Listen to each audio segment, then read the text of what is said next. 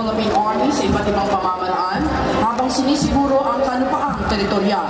Isinusulong ang kaalaman sa pamamagitan ng Armed Military Sea Patrol System at iniyaang naparantas ang kabuhayan ng ating mga kababayan.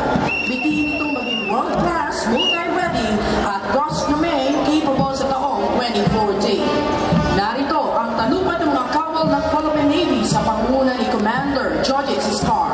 Ang Philippine Navy ang siyang namumunang tagapagtanggol at tagapangalaga ng ating nasa sakupang dagat.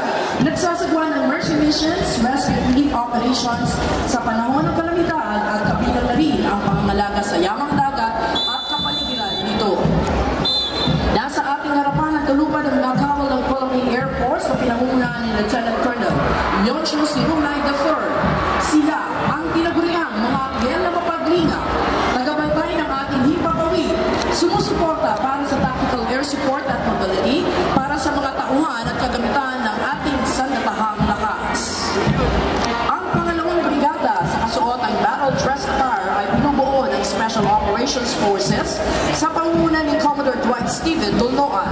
Ang kanyang kanupunan, Lieutenant Colonel Sermelino Tusi, Quistar Lawrence Abastar, Renefe Montenegro, Alvin Aurel, at Reynaldo Zamora. Narito po ang talupad ng Scout Ranger at Special Forces ng Philippine Army sa pamumuno ni Lieutenant Colonel Belmore Manawis.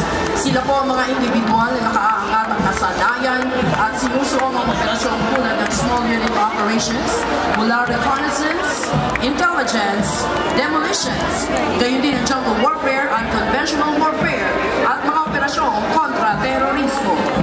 Sinusundan sila ng Special Operations Forces ng Philippine Navy, ang Naval Special Operations Command Force Reconnaissance Group at Philippine Marine Corps sa pangunguna ni Lieutenant Colonel Melchor Gonzaludo.